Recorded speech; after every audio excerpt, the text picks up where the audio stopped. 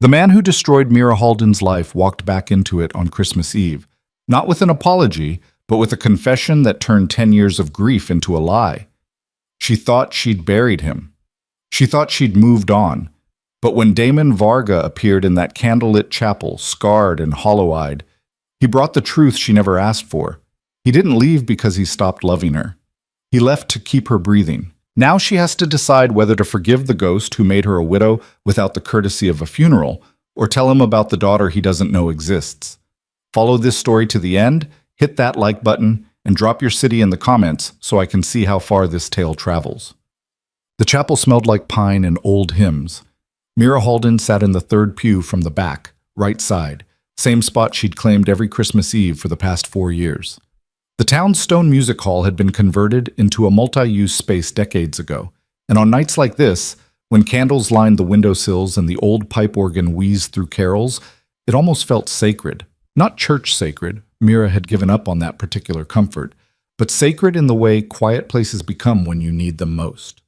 She wore a charcoal wool coat buttoned to the throat, and her hands rested in her lap, fingers laced loosely. Her daughter Lena was at home with Mrs. Chen from next door, probably negotiating extra cookies and a later bedtime. Mira had promised to be back by 9. She had 40 minutes. The organist transitioned into something slower, minor key, and Mira closed her eyes. This was her ritual. Arrive late enough to miss the crowd, leave early enough to avoid small talk, and spend 30 minutes letting the music do what therapy couldn't. Elementary music teacher by day, functioning adult by sheer force of will. This was the hour she allowed herself to stop performing. The heavy oak doors creaked open behind her. Cold air rushed down the aisle, sharp enough to make the candles flicker. Mira didn't turn around. Late arrivals weren't unusual. The service was informal, drop-in, no judgment. She pulled her coat tighter and kept her eyes forward. Footsteps echoed on the stone floor, slow, deliberate, closer. Then they stopped. Right beside her pew. Mira's spine went rigid. She didn't look. She didn't breathe.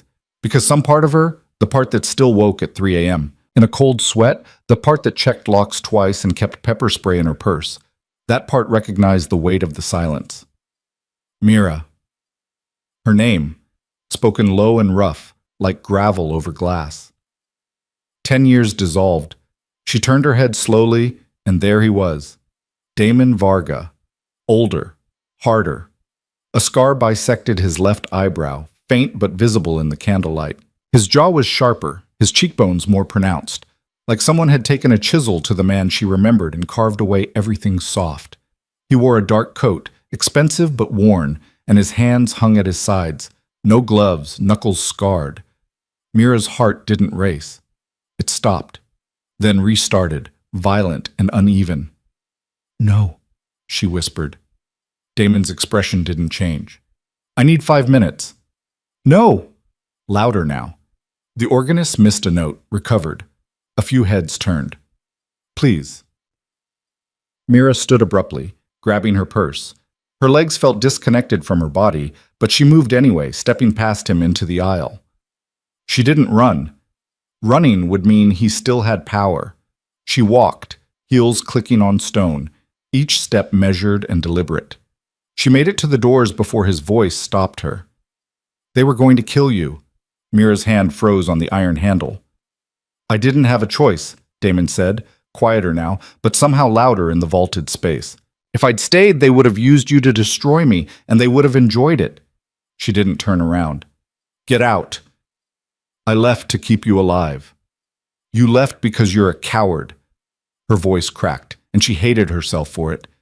"You filed for divorce, called me a mistake, and walked away like I was nothing. Don't you dare rewrite history because you're bored or guilty or whatever the hell this is." "I know what I said." His footsteps approached, slow, careful. "I know what I did, but I need you to understand." Mira spun, and the movement was so sharp, so sudden, that Damon actually took a step back. "You don't get to do this," she hissed. "You don't get to show up after 10 years and ask for understanding. You made your choice. I made mine. We're done." "I know about Lena." The world tilted. Mira's breath caught, lodged somewhere between her lungs and throat. Her vision tunneled.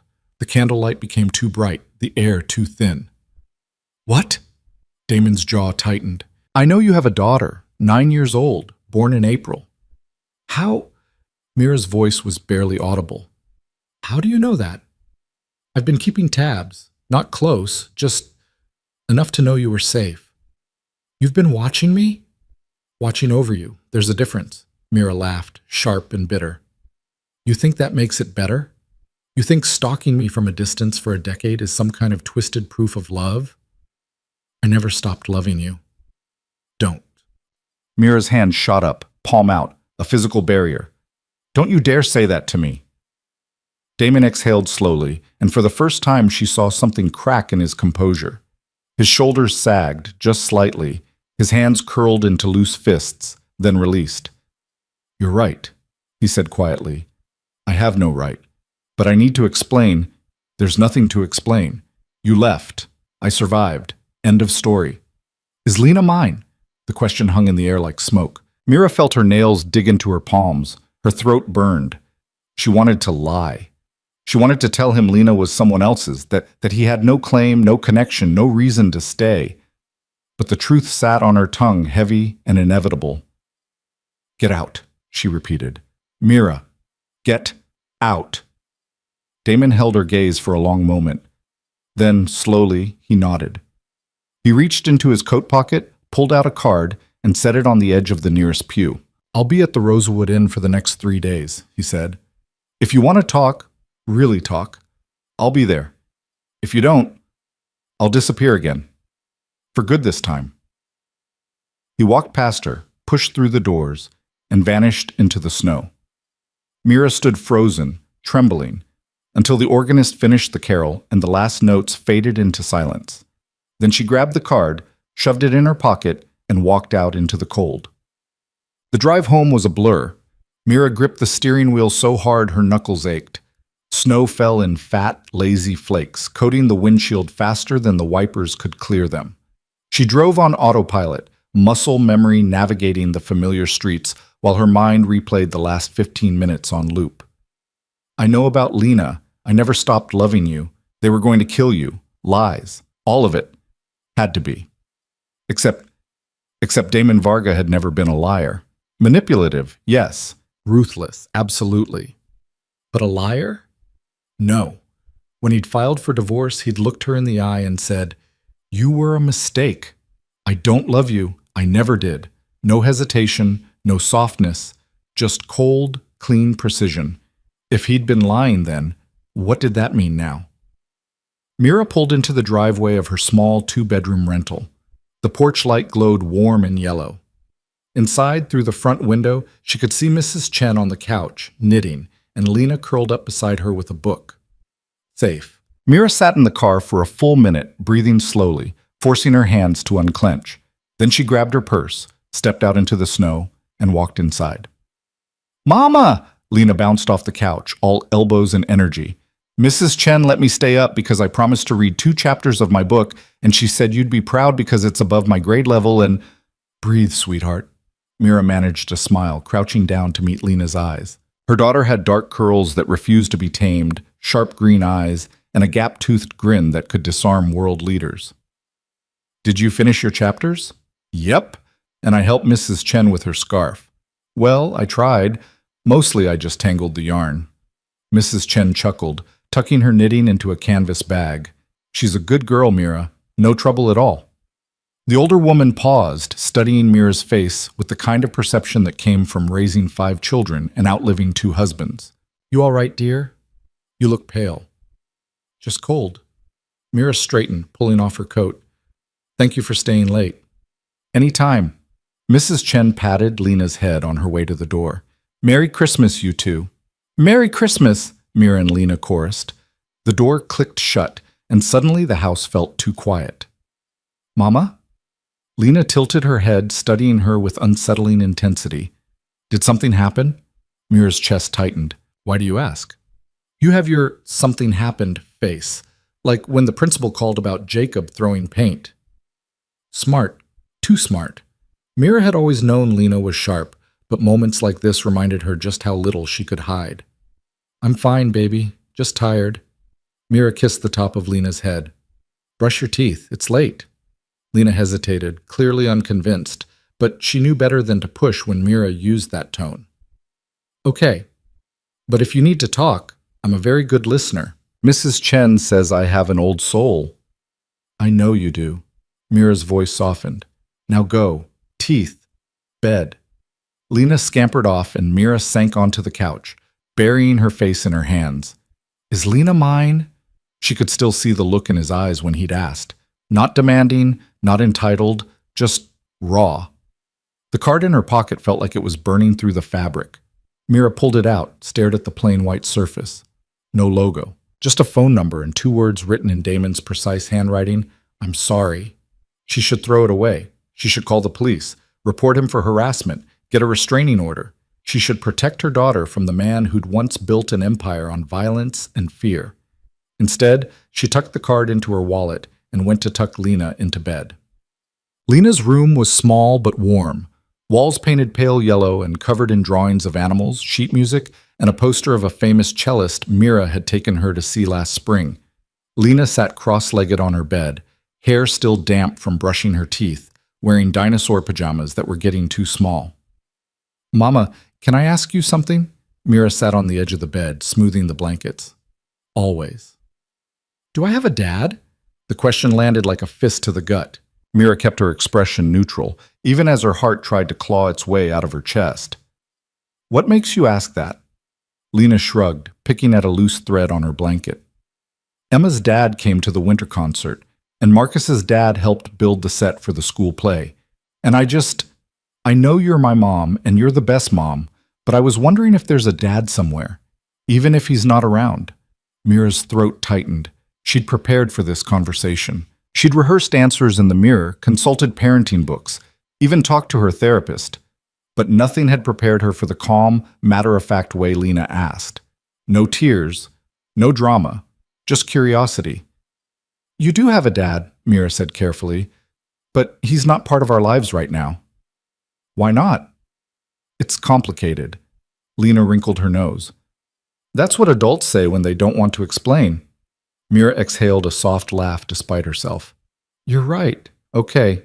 The truth is, your dad and I were married a long time ago, but things didn't work out and we went our separate ways before you were born. Does he know about me? Mira hesitated.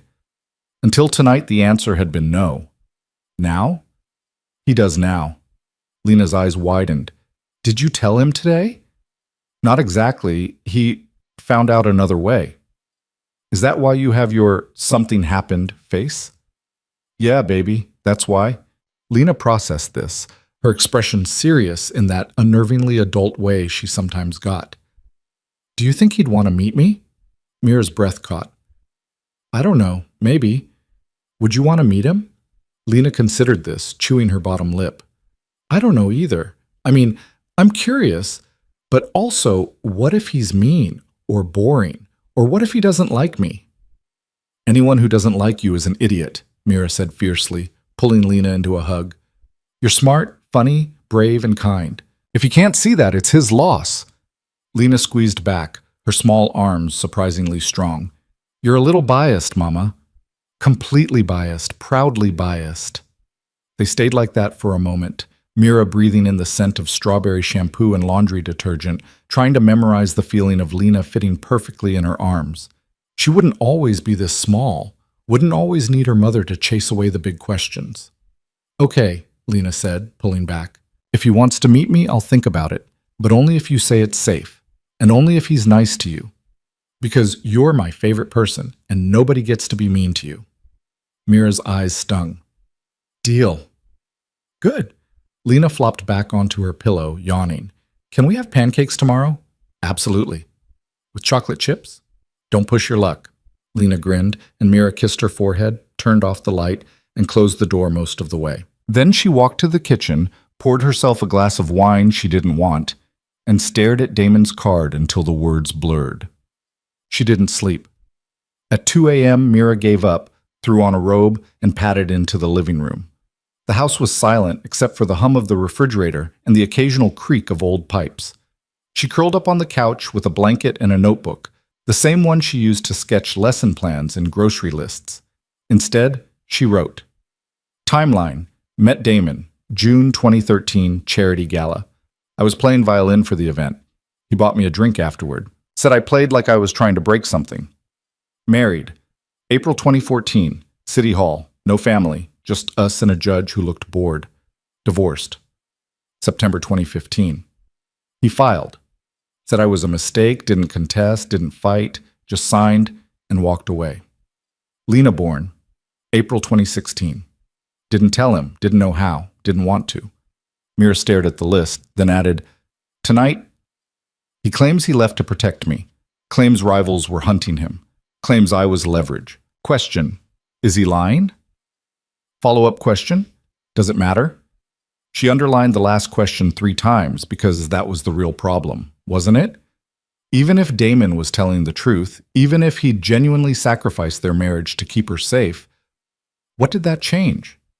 He'd still hurt her, still left her alone, broke and grieving, to rebuild a life from nothing. Still robbed Lena of a father. Good intentions didn't erase damage, but they complicated forgiveness. Mira closed the notebook, shoved it under the couch cushion, and stared at the ceiling. Somewhere across town, Damon Vargo was staying at the Rosewood Inn, waiting for a phone call that might never come. And Mira had 3 days to decide whether to give him the thing he wanted most, or destroy him with the truth he didn't see coming. Christmas morning arrived cold and bright. Lena woke Mira at 6 a.m. by launching herself onto the bed with the subtlety of a small rhinoceros. Presents! Mama, it's Christmas. Can we do stockings first, or presents, or breakfast, or… Coffee, Mira groaned, pulling a pillow over her face. Mama needs coffee. You always need coffee. And yet I never have enough. Lena giggled, tugging the pillow away. Come on, I've been good all year, even when Jacob threw paint. You didn't throw paint, Jacob did. Exactly. I was very good. Mira couldn't help but smile. Okay. Give me 5 minutes. 2 minutes. 4. 3. And I'll make you toast. Deal. Lena sprinted out of the room, and Mira dragged herself upright, rubbing her eyes. She'd managed maybe 2 hours of sleep, total, and her head felt stuffed with cotton. But it was Christmas, and Lena deserved better than a zombie mother. She pulled on sweatpants and an old sweater, splashed cold water on her face, and followed the sound of off-key singing into the kitchen. Lena had already set out 2 plates, 2 mugs, and a slightly burnt piece of toast. The Christmas tree in the corner, a scraggly 4-footer they decorated with homemade ornaments and dollar store lights, blinked cheerfully. Your toast, madam, Lena announced, presenting the plate with a flourish. Perfect. Mira took a bite, pretended not to notice the char. You're hired. They opened presents slowly, savoring each one. Mira had saved for months to afford the beginner's keyboard Lena had been begging for. And when her daughter's face lit up, it was worth every extra shift, every skipped lunch. Mama, this is the best present ever. Lena threw her arms around Mira's neck. Thank you. You're welcome, baby. Now you can practice at home instead of just at school. Lena immediately started pressing keys, experimenting with sounds, utterly absorbed. Mira watched her, chest tight with a complicated mix of love and fear. What if Damon wanted to be part of this? What if he demanded custody, visitation, rights? What if Lena chose him? Stop. Mira shook her head, forcing the spiral to halt. She couldn't control the future. She could only decide what to do next. And right now, sitting on the couch with her daughter playing choppy scales on a brand new keyboard, the answer felt clear. She had to talk to Damon, not because she owed him anything, but because Lena deserved the truth. All of it. The Rosewood Inn sat on the edge of town, a converted Victorian manor with gabled windows and a wraparound porch. Mira pulled into the parking lot at noon, after dropping Lena at a friend's house for a playdate. Her hands were steady on the wheel, but her stomach churned. She'd called ahead. Damon had answered on the second ring, voice carefully neutral. I'll be in the lobby. Now, stepping out of the car into the cold, Mira felt like she was walking toward a cliff edge. The lobby was warm, decorated with tasteful garland and a modest tree. A fire crackled in the stone fireplace. And there, sitting in a leather armchair near the window, was Damon. He stood when he saw her. They stared at each other across the room, and for a moment, neither moved. Then Mira walked over, jaw set, and sat in the chair across from him. Thank you for coming, Damon said quietly. I'm not here for you, Mira replied. I'm here for Lena. He nodded. Fair. Silence stretched between them, heavy and fragile. Finally, Mira spoke. You said they were going to kill me. Who's they? Damon's jaw tightened. People I used to work for. People who built their fortunes on fear and violence. I was part of that world for a long time, Mira. Longer than I should have been. And when I tried to leave, when I met you and realized I wanted something different, they didn't take it well. So you left me to save me. Yes. And you thought breaking my heart was kinder than telling me the truth. I thought if you hated me, you'd move on. Be safe. Find someone better. Mira laughed, bitter and sharp. How'd that work out? Damon flinched. I know I hurt you. I know I can't undo that. But I need you to understand, I didn't have a choice. They had photos of you, knew your schedule, knew where you worked, where you lived. They told me if I didn't end it cleanly, they'd make you disappear. And they weren't bluffing. So you sacrificed us. I sacrificed myself. His voice cracked just slightly. I gave up the only thing that ever mattered to keep you alive. Mira's throat burned. You don't get credit for that. You don't get to paint yourself as some tragic hero. You made a choice. Maybe it was the right one. Maybe it wasn't. But you made it without me. And that's the part I can't forgive. Damon nodded slowly. I understand. Do you? Mira leaned forward, eyes blazing. Do you understand what it was like to watch you walk away? To rebuild myself from nothing while pregnant and alone? To explain to a 9-year-old why she doesn't have a father? No, Damon said quietly. I don't. But I want to try. Mira sat back, crossing her arms. Lena asked about you last night. Something flickered in Damon's eyes. Hope, maybe, or fear. What did you tell her? The truth. That you exist. That you weren't around. That it's complicated. Mira paused. She wants to meet you eventually, but she has conditions. Anything. You don't get to waltz in and play father. You don't get to buy her love with presents or promises. You show up, you listen, you prove you're not going to disappear again. And if you hurt her, if you so much as make her cry, I will end you. Are we clear? Crystal. Mira studied him, searching for cracks in his composure. But all she saw was exhaustion and something that looked unsettlingly like sincerity. Tell me what you've been doing for the past 10 years, she said. And don't lie. I'll know. Damon exhaled slowly. After the divorce, I cooperated with federal investigators. Gave them names, locations, evidence, helped them dismantle the organization from the inside. It took years. I lost friends, made enemies, nearly died twice. He gestured to the scar above his eyebrow. This was a reminder to keep my mouth shut. Didn't work. And now? Now I'm clean. Legitimate business, new identity, no ties to the old world. I've been rebuilding, trying to be the person I should have been when I met you. Why come back now? Because I'm tired of running, and because... He hesitated. Because I saw a photo of Lena. She was playing violin at a school concert. Someone posted it online, and I knew. I just knew. Mira's chest tightened. She looks like you. She has your eyes. They sat in silence, the weight of 10 years pressing down on them. Finally, Mira stood. I'll think about it. But I'm not making any promises. If I decide to let you meet her, it'll be on my terms, my rules, my timeline. Understood. Mira turned to leave, then paused. One more thing. If you're lying, if any of this is a game, I will make sure you regret it. I'm not the same person you left behind, Damon. I'm stronger now, and I won't let you break me again. I know, Damon said softly. That's what I'm counting on. Mira walked out without looking back, and this time she didn't tremble. She drove home, picked up Lena, made hot chocolate, and let her daughter chatter about the playdate while Christmas lights twinkled in the window. And late that night, after Lena was asleep, Mira pulled out her phone and sent a single text to the number on Damon's card. 1 meeting, neutral location. I'll let you know when. The reply came 30 seconds later. Thank you. Mira stared at the screen, then deleted the thread and went to bed. She still didn't sleep. But for the first time in 10 years, it wasn't because she was afraid. It was because she was making a choice. And this time, She was in control.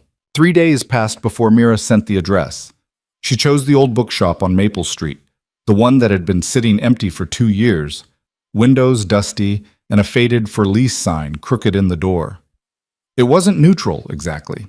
Nothing in this town could be truly neutral when every street corner held some ghost of her past, but it was public enough to feel safe and private enough to have a conversation that might get loud. Mira arrived 15 minutes early, parking across the street where she could watch the entrance. Lena sat in the passenger seat, bundled in her purple winter coat, nervously picking at the zipper. "What if he's weird?" Lena asked for the third time. "Then we leave. What if he doesn't like me?" "Impossible." "What if I don't like him?" Mira looked at her daughter, this fierce little person who somehow managed to be brave and terrified in the same breath. "Then you don't have to see him again. This is your choice, Lena. Always." Lena nodded, but her fingers kept working the zipper up and down, metal teeth clicking softly. At exactly 2 o'clock, a black sedan pulled up in front of the bookshop. Damon got out, wearing dark jeans and a charcoal sweater under his coat. He looked around once, spotted Mira's car, and stood there, waiting. "That's him," Mira said quietly. Lena leaned forward, squinting through the windshield. "He's tall." "Yeah." "Does he know I play violin?" "I didn't tell him, but he might have found out on his own." Mira had learned from their conversation at the inn that Damon's version of keeping tabs was more thorough than she'd wanted to believe. The thought still made her skin crawl, but she'd chosen not to weaponize it. Not yet. "Okay." Lena took a deep breath, straightened her shoulders. "I'm ready." They got out of the car together, and Mira held Lena's hand as they crossed the street. Damon didn't move, didn't smile, didn't do anything except watch them approach with an expression Mira couldn't quite read. When they were 10 feet away, Lena stopped. Damon stopped breathing. For a moment, nobody spoke. The wind kicked up, scattering old leaves across the sidewalk, and somewhere down the block a dog barked. Mira felt Lena's hand tighten in hers. "Hi," Lena said finally, voice small but steady. "Hi." Damon's voice cracked. He cleared his throat, tried again. "I'm Damon." "I know. I'm Lena." "I know." Silence dropped between them like a stone into water. Lena tilted her head, studying him with the same unsettling intensity she used when dissecting new music. "You have a scar." Damon touched his eyebrow reflexively. "Yeah, old mistake." "Did it hurt?" "At the time." "Does it still?" "Not really." Lena seemed to accept this. She let go of Mira's hand, took 2 steps closer. "Mama says you used to know each other." "We did." "And then you didn't." "Yeah. But now you want to know me." Damon's jaw worked. "If you'll let me." Lena considered this, rocking back on her heels. "I have rules." "Okay." "You can't buy me stuff to make me like you. That's fake." "Agreed." "You have to be nice to my mama. She's been through a lot because of you." Damon flinched, but nodded. "Understood." "And you have to show up. If you say you're going to do something, you do it. No excuses." "Deal." Lena crossed her arms, looking far older than 9. "Okay, but I'm watching you. And if you mess up, you're out. Got it?" "Got it." Mira stood frozen, watching her daughter negotiate with a man who'd once commanded rooms full of dangerous people with a single look. And he was letting her, actually listening, taking her seriously, treating her like an equal. It was unsettling and mesmerizing in equal measure. "So what now?"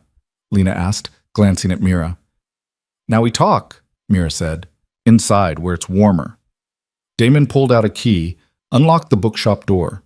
It creaked open, revealing a dusty interior with empty shelves and a counter that had seen better decades. The floor was scarred hardwood, the walls a faded cream, and weak winter sunlight filtered through grimy windows. "I leased it yesterday," Damon said, flipping a light switch. Overhead bulbs flickered to life. "Figured we could use somewhere that wasn't anyone's territory." "Well, what are you going to do with it?" Lena asked, wandering inside and running her finger along a shelf, leaving a trail in the dust. "Thinking about turning it into a bookshop. Actual books this time, not a front for something else." Mira raised an eyebrow. "You hate reading." I hate fiction, Damon corrected. History's fine, biographies, technical manuals. Boring stuff, Lena declared, wrinkling her nose. Useful stuff. Same thing. Damon's mouth twitched. Almost a smile, but not quite. What do you like to read? Fantasy, adventure. Stories where people go on quests and fight dragons and discover they're secretly magical. No dragons here, Damon said. Just used shelves and a lot of work. Lena shrugged. That's okay. I can imagine the dragons. Mira watched them circle each other, Lena's curiosity battling her caution, Damon's carefully controlled body language screaming restraint. He wanted to reach out, she realized. Wanted to close the distance. But he was holding himself back, letting Lena set the pace. Smart. Or maybe just desperate not to screw this up. Can I ask you a question? Lena said suddenly, spinning to face Damon. Anything. Why did you leave my mama? The air went sharp and cold. Damon looked at Mira. She looked back, expression neutral.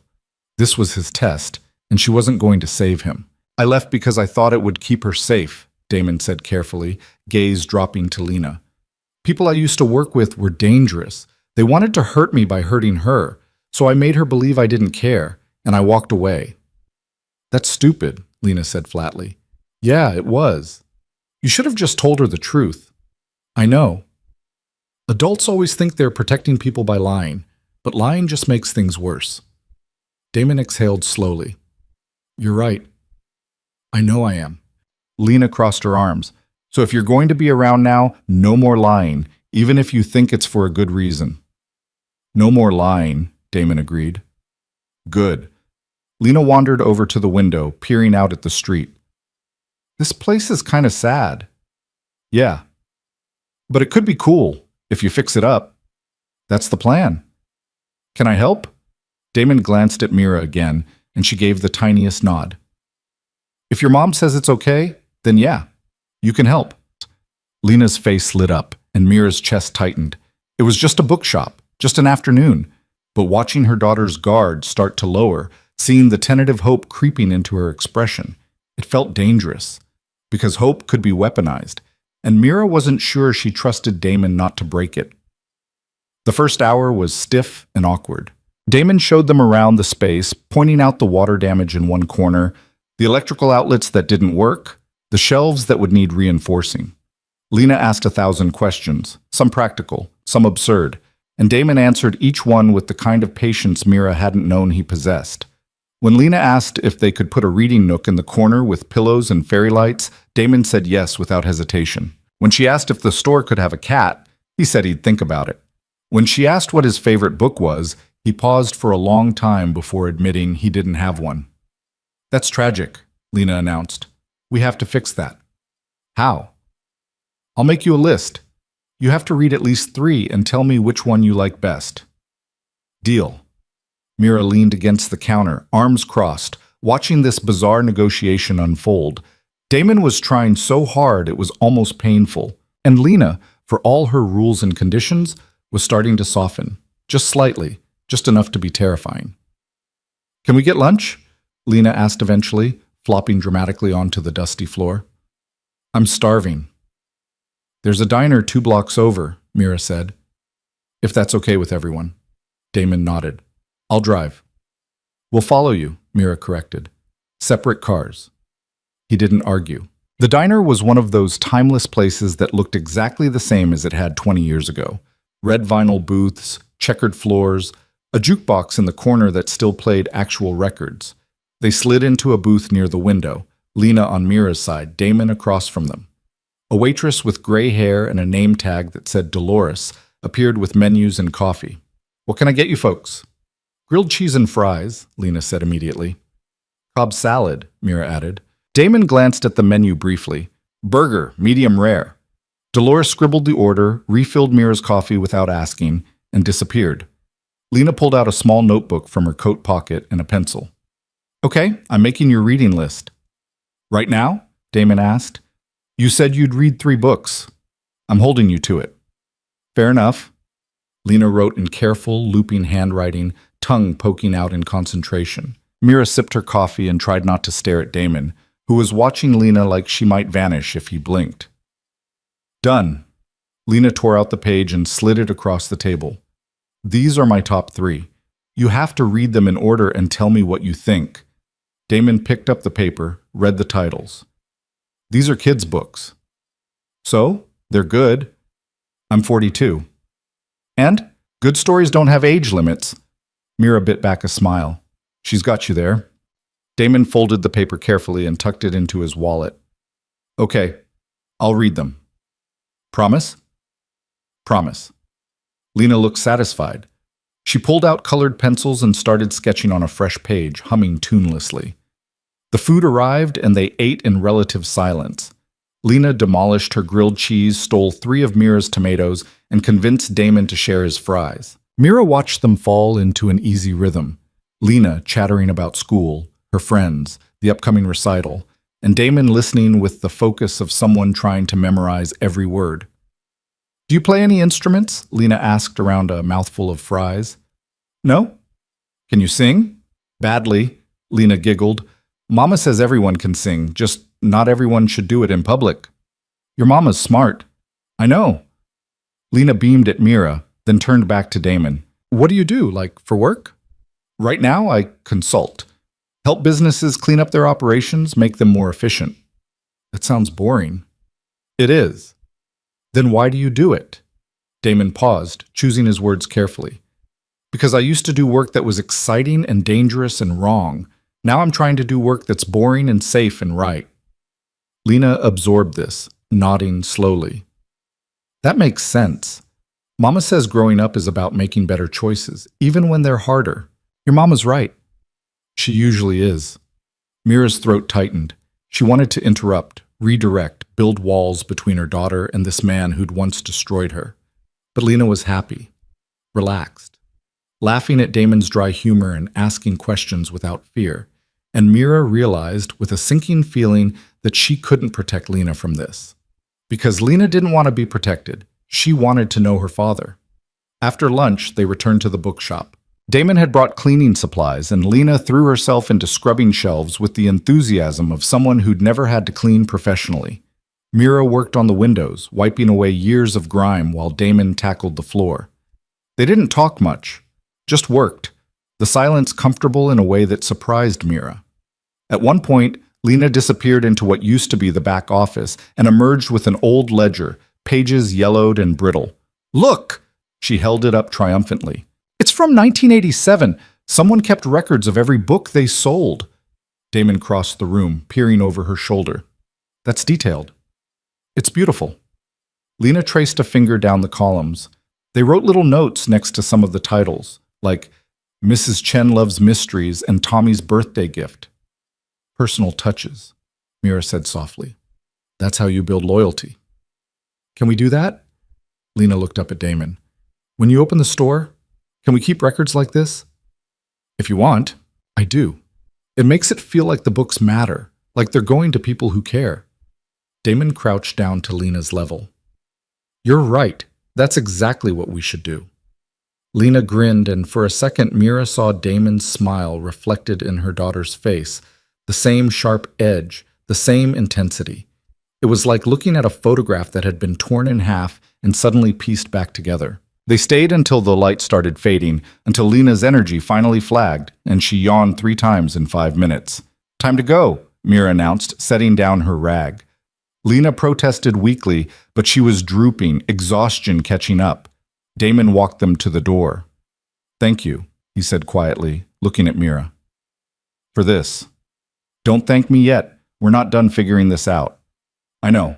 Mira ushered Lena out into the cold, and they were halfway to the car when Lena stopped and turned back. Hey, Damon? He was still standing in the doorway. Yeah? Same time next week? Something shifted in his expression, relief, maybe, or gratitude so raw it hurt to look at. Same time next week. Lena nodded, satisfied, and climbed into the car. Mira drove home in silence, stealing glances at her daughter in the rear-view mirror. Lena stared out the window, face unreadable. You okay? Mira asked finally. Yeah, Lena paused. He's not what I expected. What did you expect? Someone scarier, or meaner, Or someone who'd try to pretend the bad stuff didn't happen. Lena traced patterns on the foggy window. But he didn't do that. He just answered my questions. Is that good or bad? I think it's good. Lena glanced at Mira. Are you okay? The question caught Mira off guard. Why do you ask? Because he hurt you. And now he's here, and you're letting me spend time with him. That must be hard. Mira's chest tightened. It is. But you're more important than my feelings. That's not true. Lena's voice was fierce. Your feelings matter too, and if this is too hard, we can stop. Do you want to stop? Lena considered this. No, but I don't want you to be sad either. Mira reached over, squeezed Lena's hand. I'm not sad. I'm careful. There's a difference. Okay? Lena squeezed back. But if you change your mind, tell me. Promise? Promise. That night, after Lena was asleep, Mira sat at the kitchen table with a glass of wine and her phone. She stared at Damon's number for a long time before typing out a message. She liked you. Don't make me regret this. His response came 2 minutes later. I won't. Mira wanted to believe him, but belief required trust, and trust required proof. So she set the phone down, finished her wine, and went to bed. And for the first time in weeks, she slept through the night. The following Tuesday, Mira received a package. It arrived at the school, delivered during her lunch break. Brown paper wrapping, no return address, just her name written in precise black ink. She opened it in the teacher's lounge, pulling out 3 children's books, the exact titles Lena had written on her list. Tucked inside the first one was a note on plain white paper. Started reading. You were right. Good stories don't have age limits. Thank you for giving me a chance. Mira stared at the note for a long time, something uncomfortable twisting in her chest. He was trying, actually trying. And she didn't know what to do with that. The weeks began to develop a rhythm. Every Saturday, they met at the bookshop. Damon worked on repairs, Mira handled design decisions, and Lena flitted between them like a hummingbird, asking questions, offering opinions, sketching plans for the reading nook she'd claimed as her personal project. Slowly, the space transformed. Shelves were sanded and restained. The floor was refinished. The electrical outlets were fixed. Damon hired a painter, and Lena helped choose the color, a warm cream with deep green accents. And every week, Damon showed up. He kept his promises. He listened when Lena talked. He deferred to Mira on decisions involving their daughter. He didn't push, didn't demand, didn't overstep. It was disarming. One Saturday in late January, Lena convinced them to take a break and get hot chocolate from the cafe down the street. They walked together, Lena between them, chattering about the book she'd just finished. And then the dragon turned out to be the princess's mother the whole time. Can you believe that? Plot twist, Damon said. The best plot twist. Lena looked up at him. Did you finish the second book yet? Last night. And? It was good. Sad ending, though. The best stories have sad parts. That's what makes the happy parts matter. Damon glanced at Mira over Lena's head, and something passed between them, an understanding maybe, or a shared recognition of just how extraordinary their daughter was. At the cafe, they ordered drinks and claimed a corner table. Lena pulled out her sketchbook and started drawing while Mira and Damon sat in companionable silence. She's amazing, Damon said quietly. I know. You did that. You raised her to be fearless and kind and smart. Mira's throat tightened. I had help. Teachers, neighbors, friends. But mostly you. Yeah, mostly me. Damon's jaw worked. I'm sorry I wasn't there. I know. Does it help, knowing I'm sorry? Mira considered this. A little, but sorry doesn't erase 10 years. I know. They fell silent again, watching Lena sketch. She was drawing the bookshop, Mira realized, complete with the reading nook, imaginary shelves full of books, and a small cat curled up in the window. She drew a cat, Damon noted. She's relentless when she wants something. Wonder where she gets that, Mira snorted. Definitely not from me. Right, you're famously easygoing. I am a delight. You're terrifying. Good. Someone has to keep you in line. Damon's mouth twitched. Mission accomplished. It was the closest they'd come to actual banter, and Mira felt something shift, a slight thaw in the permafrost that had surrounded her heart for a decade. Dangerous, but also nice. Later that night, after Lena was in bed, Mira's phone buzzed with a text from an unknown number. "This is Damon. Saved your number from the hospital paperwork. Lena's emergency contact form. Long story, I'll explain. I know we're keeping things formal, but I wanted to say thank you for today, for every day. I know I don't deserve this, but I'm grateful anyway." Mira stared at the message, fingers hovering over the keyboard. She could ignore it, should ignore it probably. Instead, she typed, "You went through Lena's school paperwork? The bookshop needs an emergency contact. She listed you. I may have memorized the number. That's creepy." "I know. Sorry." Mira bit her lip. "Stop apologizing. Can't help it. I have a lot to apologize for."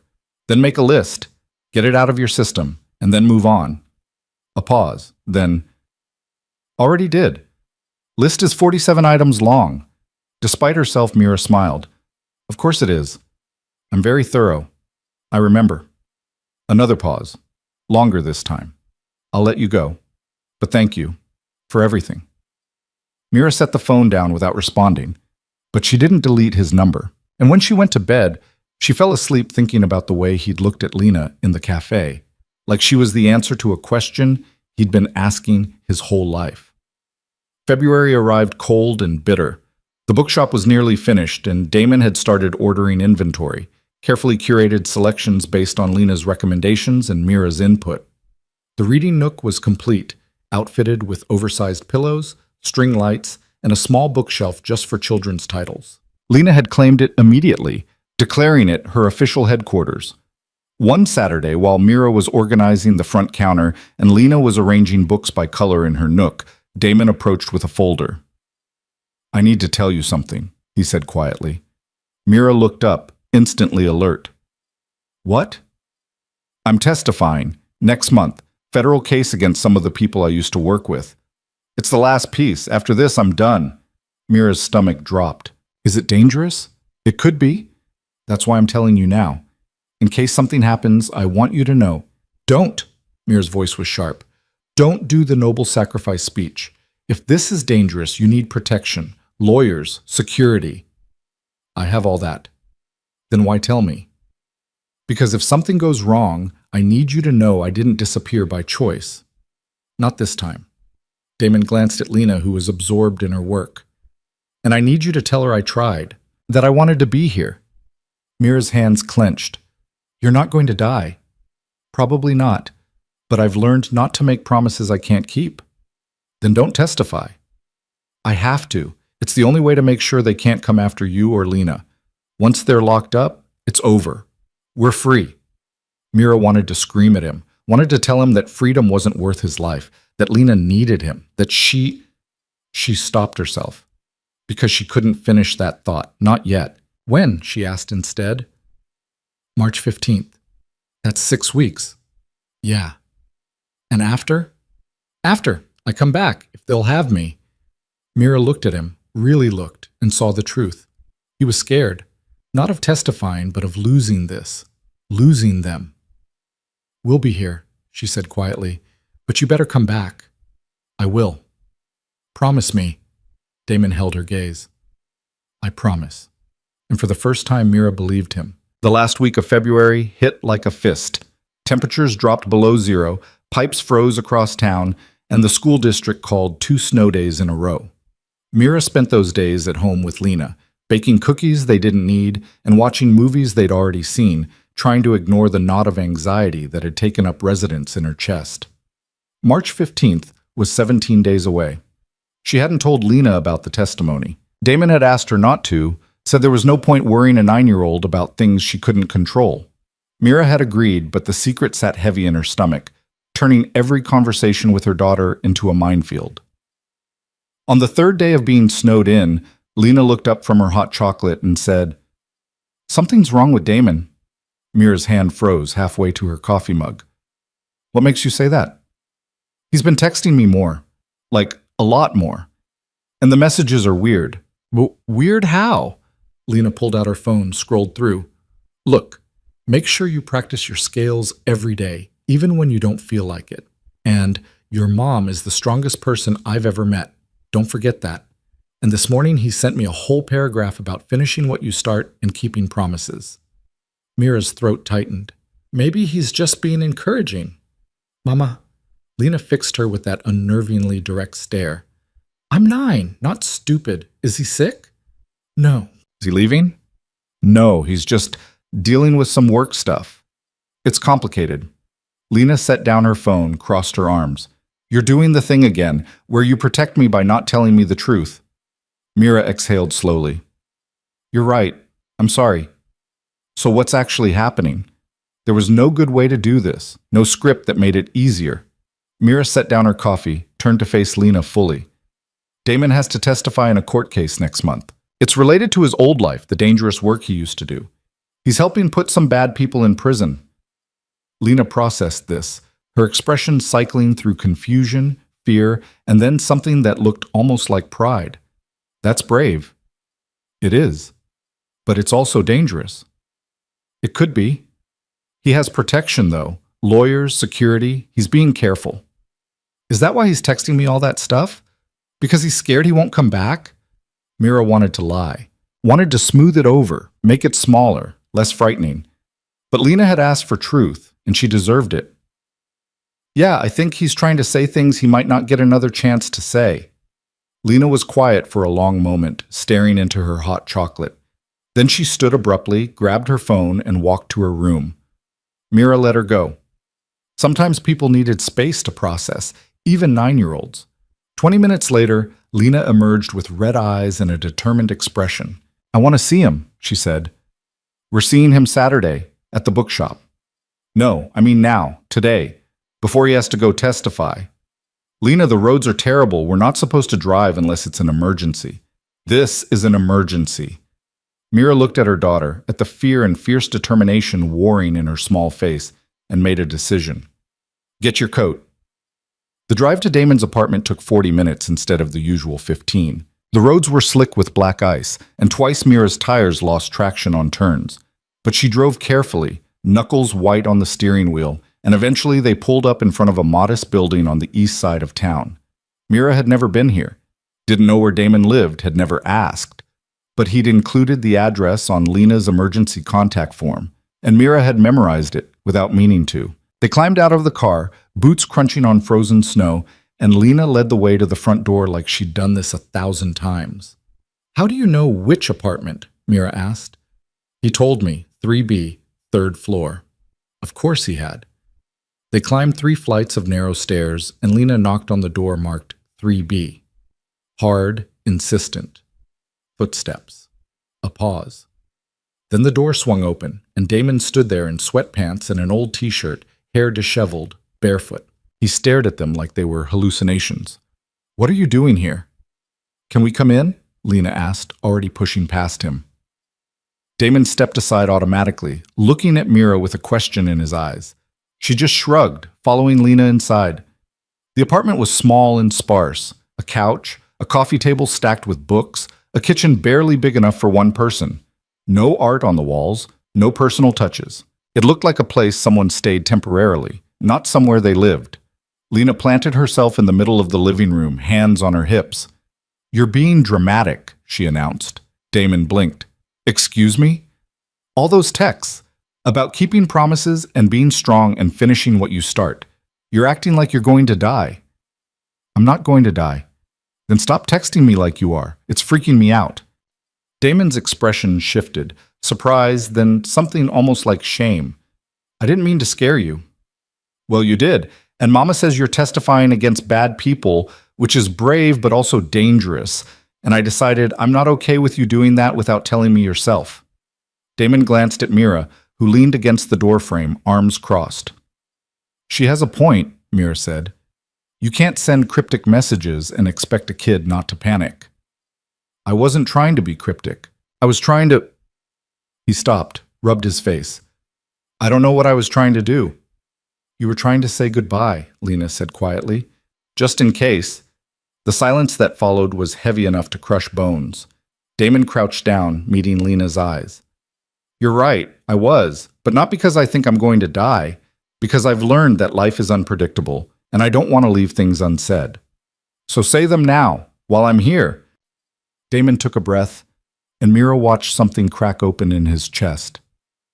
"Okay, I'm proud of you. I'm proud of how smart you are, how brave, how kind. I'm proud that you stood up to me that first day and set rules. I'm proud that you call me out when I'm being stupid. And I'm grateful, so grateful, that you gave me a chance when you had every reason not to." Lena's chin trembled. "Are you coming back?" "Yes." "Promise?" "Promise." "Okay." Lena launched herself at him, wrapping her arms around his neck. "You better, because I already started planning your birthday party, and it's going to be epic." Damon's arms came up slowly, carefully, like he was afraid she might break.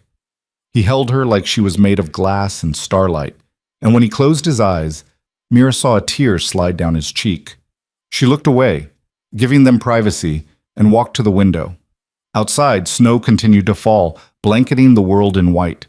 When she turned back, Damon and Lena were sitting on the floor, Lena talking a mile a minute about her party plans, and Damon listening with the kind of focus that made Mira's chest ache.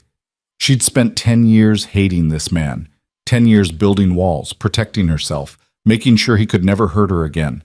But watching him with their daughter, seeing the way he looked at Lena like she'd hung the moon and the stars, Mira felt something shift.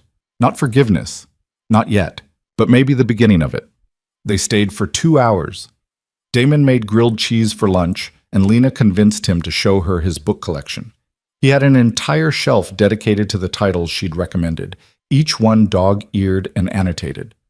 "You actually read them," Lena said, sounding awed. "I promised I would." "Yeah, but adults break promises all the time." "Not this one." Lena pulled out the first book, flipped through the pages. Damon had made notes in the margins, observations, questions, small sketches. "You drew the dragon," Lena said, pointing to a rough pencil sketch. "Tried to. Not very good at it. It's perfect." When it was time to leave, Lena hugged Damon again, made him promise one more time to come back, and then skipped down the stairs like she hadn't just spent the last 2 hours confronting mortality. Mira lingered in the doorway. "Thank you," Damon said quietly, "for bringing her. She needed to see you, to hear it from you." "And you?" Mira met his gaze. "I needed to see you too, to make sure you understand what you're risking." "I understand." "Do you? Because that little girl in there just started trusting you, and if you don't come back, if something happens, it'll destroy her." "I know. And me." The words slipped out before Mira could stop them. "It'll destroy me too." Damon went very still. "Mira, don't." She held up a hand. "Don't say anything. Just come back. That's all I'm asking." "I will." Mira nodded, turned to leave, then stopped. "For what it's worth, I think you're doing the right thing, testifying, finishing it." "That's worth a lot," Damon said softly. Mira walked away before she could say anything else, before the words building in her chest could escape and ruin everything. The drive home was quiet. Lena fell asleep at the passenger seat, head tilted against the window, and Mira drove through the snow with her thoughts tangled and sharp. She was starting to care again, starting to hope, and that terrified her more than anything. March arrived with unseasonable warmth. The snow melted, streets turned to slush, and the bookshop's grand opening was set for March 20th, 5 days after Damon's testimony. Lena threw herself into preparations, designing flyers and convincing local businesses to display them.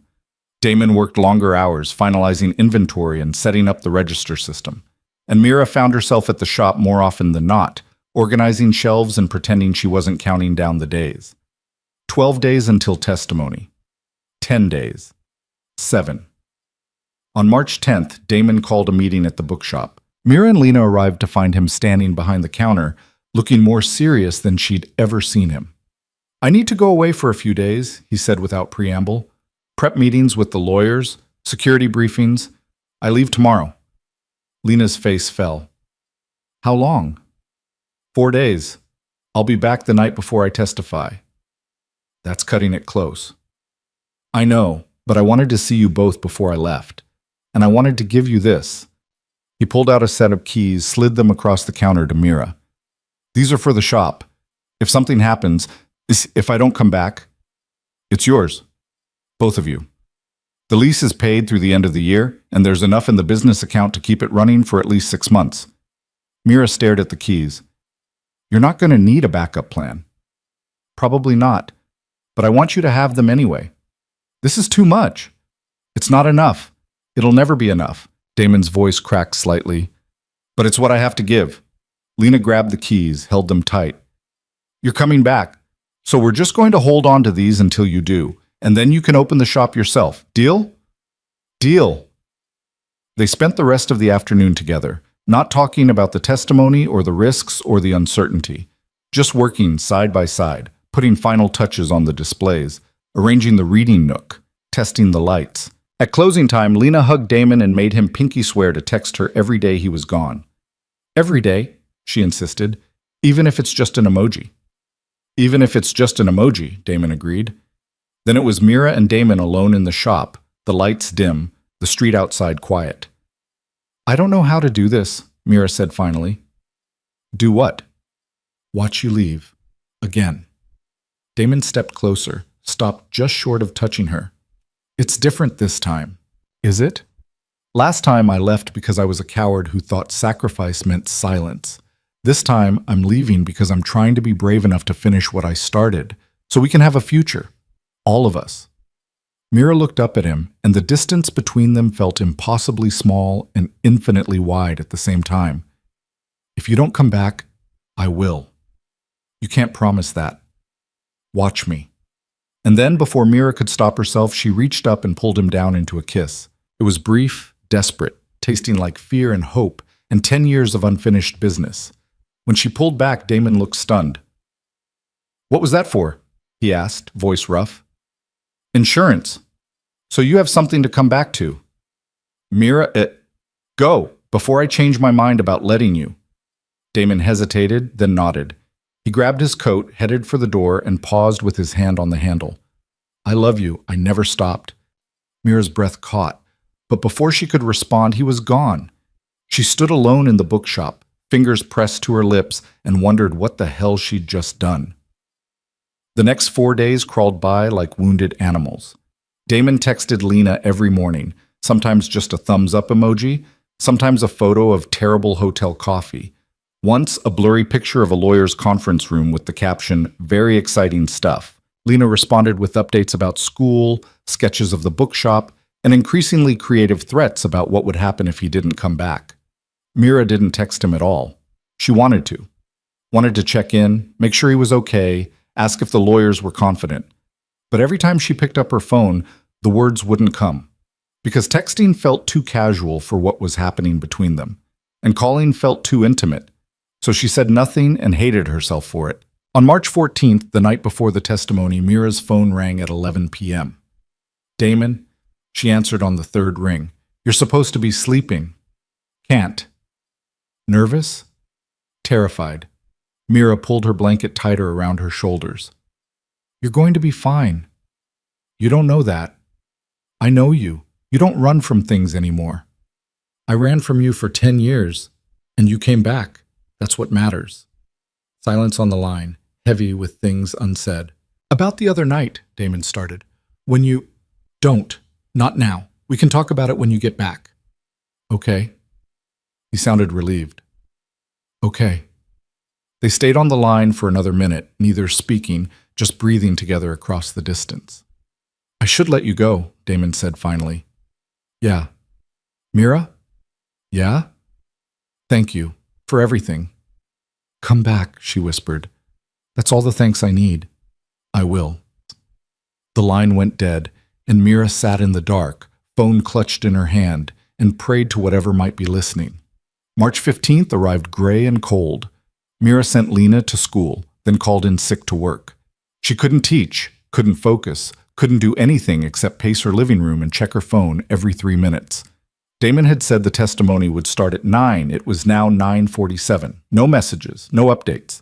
Mira made coffee, didn't drink it. Turned on the TV, turned it off. Started cleaning the kitchen, gave up halfway through. At 10:30, her phone buzzed. Unknown number. Her heart stopped. She answered, voice shaking. Hello? Ms. Halden? This is Agent Ross with the FBI. I'm calling about Damon Varga. Mira's knees gave out. She sank onto the floor, back against the cabinets. What happened? He's fine. The testimony went smoothly, but there was an incident after. Someone tried to approach him in the parking garage. Security intervened and Mr. Varga is unharmed, but we're keeping him in protective custody for the next 24 hours as a precaution. Can I talk to him? Not right now, but he asked me to call you, said to tell you he's okay and he'll be home tomorrow. Tomorrow? Yes, ma'am. Is there anything else you need? No, thank you. Mira ended the call and sat on the kitchen floor shaking. He was okay. Alive. Coming home. She let herself cry for exactly 5 minutes. Then she pulled herself together, splashed cold water on her face, and went to pick up Lena from school. Her daughter took one look at her and said, "Something happened. Damon's fine, but he has to stay away one more day. Security reasons." Lena absorbed this, nodded. "Okay, as long as he's safe." "He is." "Good." Lena paused. "Are you okay?" Mira managed a smile. "Yeah, baby, I'm okay." But that night, alone in her bed, Mira stared at the ceiling and admitted the truth. She was falling in love with him again. Maybe had never stopped. And that was the most terrifying thing of all. Damon came back on March 16th at 3 p.m., arriving at the bookshop in an unmarked sedan with tinted windows. Mira watched from across the street as he climbed out, spoke briefly with the driver, then stood on the sidewalk looking at the shop like he'd been gone for years instead of days. He looked exhausted, hollowed out. There was a bruise on his jaw that hadn't been there before, and his shoulders carried tension like a physical weight. Mira crossed the street before she could talk herself out of it. "You're late," she said. Damon turned, and something in his expression cracked when he saw her. "I know, security wanted to do one more sweep of the area. Agent Ross said someone tried to approach you." "It was nothing. They handled it. Don't do that. Don't minimize." Damon exhaled slowly. "Okay, it wasn't nothing, but I'm fine, and it's over. The people I testified against are going away for a long time. We're safe now." Mira wanted to believe him, wanted to accept that simple declaration and move on, but trust didn't work that way. Not for her. Not anymore. "Show me the bruise," she said. "It's nothing." "Show me." Damon tilted his head, letting the light catch the purple-green bloom along his jawline. "One of them got past security for about 10 seconds, threw a punch, missed everything important." Mira reached up without thinking, fingers hovering just shy of touching. "Does it hurt?" "Only when I talk, or breathe, or exist. So constantly." "Pretty much." They stood there, too close and not close enough.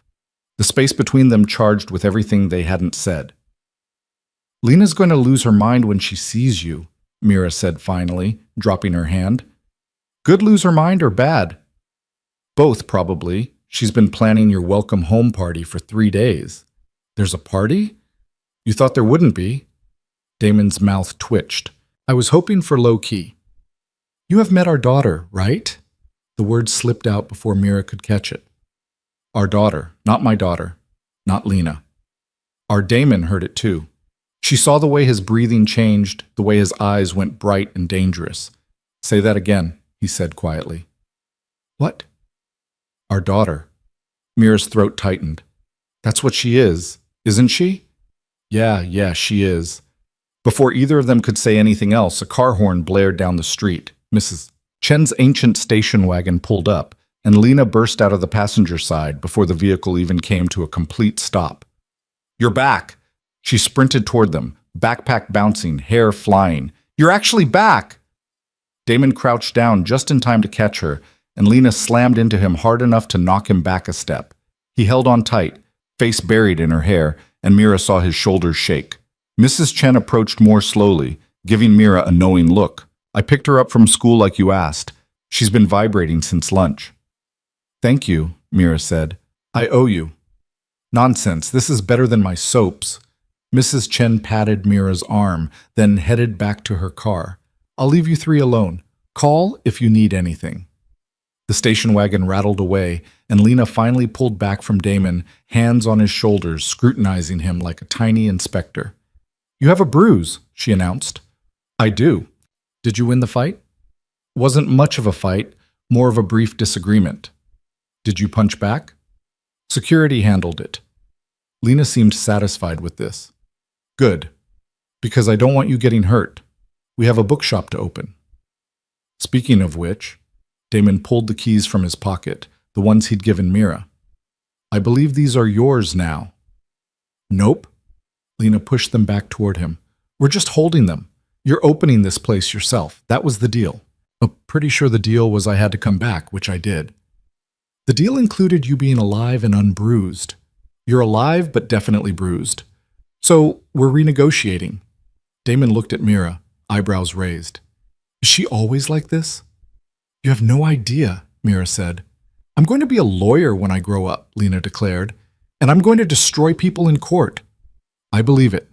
Lena grabbed Damon's hand and started pulling him toward the bookshop. Come on, we have so much to show you. Mom and I finished the mystery section, and we set up the register, and we tested all the lights, and the reading nook is perfect. They spent the next 2 hours inside the shop, Lena giving Damon a comprehensive tour of everything they'd accomplished in his absence. He listened to every word, asked questions, admired the displays, and looked at Mira over Lena's head with an expression that made her chest ache. When Lena finally ran out of steam, she flopped dramatically into the reading nook. Okay, now we can have the party. I thought this was the party, Damon said. This is the pre-party. The actual party is at our house. Mama made lasagna. Damon looked at Mira. You made lasagna? Don't sound so surprised. I can cook. I've had your cooking. It's terrifying. That was one time, and the smoke alarm was being dramatic. Lena giggled. She burned spaghetti. I didn't even know that was possible. In my defense, Mira said, I was distracted. By what? Lena asked. Work stuff. Lena looked between them, eyes narrowing. You're both being weird. We're always weird, Damon said. Weirder than usual. Mira grabbed her coat before Lena could ask more questions. Come on, lasagna is going to get cold. They drove separately, Mira and Lena in one car, Damon following in his sedan. Lena chattered the entire way home, talking about the bookshop opening, her upcoming recital, a test she'd aced. Normal things, kid things. And Mira let the words wash over her, grateful for the distraction from the chaos in her own head. Because she'd kissed Damon, had told him to come back, had called Lena their daughter, and now he was following them home, about to eat dinner at their table, and Mira had no idea what happened next. The lasagna was actually edible. Lena ate 2 servings, Damon ate 3, and Mira picked at hers while watching them fall into an easy rhythm of conversation. They talked about books, about the shop's opening day plans, about whether they should get a cat. We should definitely get a cat, Lena insisted. Every good bookshop has a cat. What if people are allergic? Damon asked. Then they can shop online. That's not very customer-friendly. The cat's happiness is more important than hypothetical allergies. Mira snorted. You can't actually believe that. I absolutely believe it. Cats are noble creatures who deserve respect. You've never even had a cat, which is why I need one now, to make up for lost time. Damon was trying not to smile, failing, but trying. We'll think about it. That's adult code for no. That's adult code for maybe, Lena pointed her fork at him. I'm holding you to that. After dinner, Lena insisted on showing Damon her room. Mira stayed in the kitchen, cleaning up, listening to their voices drift down the hallway. Lena explaining her drawings, her violin practice schedule, her collection of rocks from the schoolyard. Normal, domestic, terrifying. When they emerged 20 minutes later, Lena was yawning despite her best efforts to stay awake. Bedtime, Mira announced, but Damon just got here. And he'll be here tomorrow, and the day after, right? Mira looked at Damon, challenging him to contradict her. Right, he said quietly. I'm not going anywhere. Lena seemed satisfied with this. She hugged Damon goodnight, made him promise to come to her recital next week, then shuffled off to brush her teeth. And suddenly, Mira and Damon were alone in her living room, the air between them thick with unfinished conversations. I should go, Damon said, but he didn't move. You should, Mira agreed. Neither of them moved. About what you said before, Damon started. When you called her our daughter, I know what I said. Did you mean it?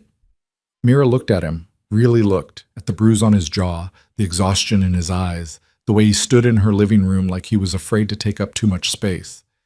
Yeah, she said. I meant it. Damon's breath caught. Mira, but that doesn't mean I forgive you, or that I trust you completely, or that I'm ready to just pretend the last 10 years didn't happen. I know. I'm scared, she admitted. I'm scared you're going to leave again, or hurt her, or hurt me, and I don't know how to get past that. I don't know either, but I want to try. If you'll let me. Mira wrapped her arms around herself. I kissed you. I remember. I told you it was insurance, something for you to come back to. I know. That was a lie. The words tumbled out, raw and unfiltered. I kissed you because I wanted to, because I've been trying not to want to for months, and I'm tired of pretending. Well, Damon closed the distance between them in 2 steps. Mira, don't. She held up a hand, stopping him. Don't make this easier. Don't tell me it's okay or that you understand. I need to say this while I still can. He went still, waiting. I think I'm falling in love with you again, Mira said, voice shaking, and I hate it. I hate that you can still do this to me. I hate that I want you here. I hate that I'm terrified every time you leave because I don't know if you'll come back. I'll always come back. Can't promise that. I can. I will. Damon's voice was fierce. I spent 10 years running from the best thing that ever happened to me. I'm done running, Mira. I'm here, and I'm not going anywhere unless you tell me to. Mira's eyes burned. What if I don't know what I want? Then we figure it out together. No more secrets, no more lies, just us trying to build something real. And if it doesn't work, then at least we tried. At least we gave it a real chance this time. Mira wanted to argue, wanted to protect herself, build walls, push him away before he could hurt her again. But she was so tired of being afraid, so tired of carrying this alone.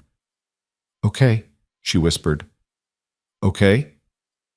Okay, we try, but slowly and carefully. And if you hurt her, I won't. You can't know that. I can, because she's the best thing I've ever helped create, and I'd rather die than hurt her. Mira believed him, and that was the most terrifying part. They stood there for a long moment, not touching, just existing in the same space. Then Damon stepped back, creating distance. I should go, let you get some sleep. Yeah. He headed for the door, stopped with his hand on the knob. The bookshop opens in 4 days. I know. Will you be there? Where else would I be? Damon smiled, small and genuine. Good night, Mira. Good night. He left, and Mira locked the door behind him, leaning against it for support. Her hands were shaking. Her heart was racing. And for the first time in a decade, she felt something other than fear. She felt hope. The next 4 days were a controlled chaos. Final preparations for the bookshop opening consumed every spare moment.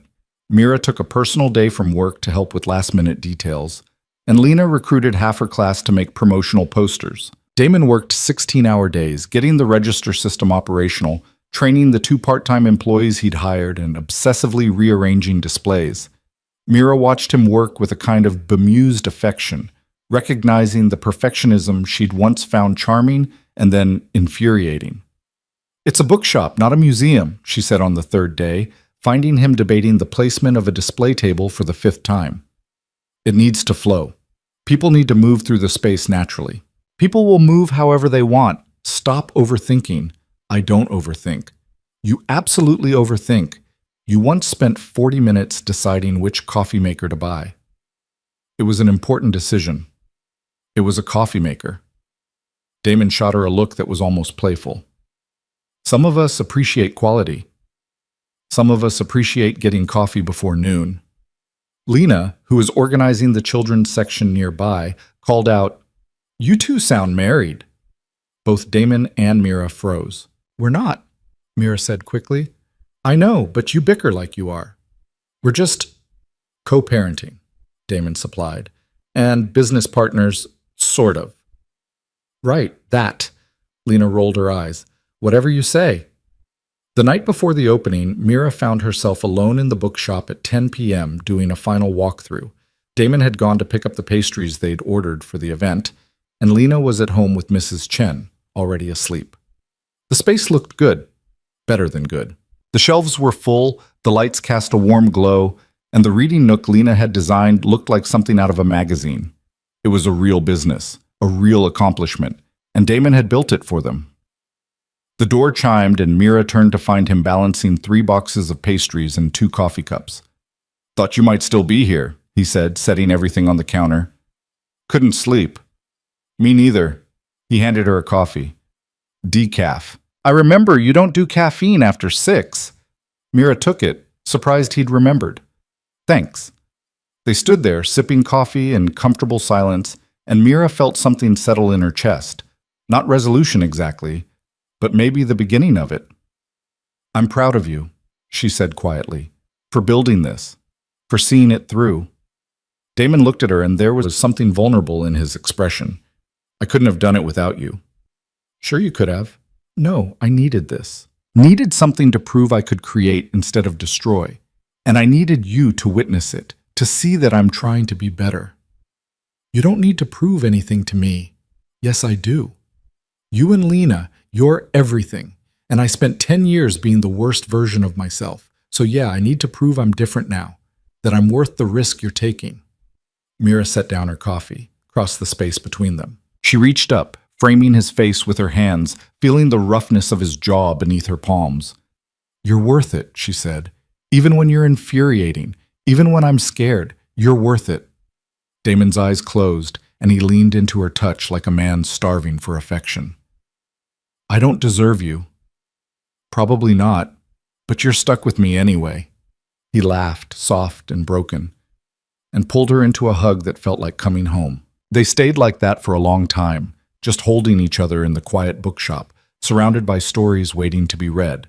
And Mira let herself believe just for a moment that maybe they could write their own ending, one that didn't involve goodbye. Opening day arrived bright and unseasonably warm. By 9 a.m., there was a line outside the bookshop.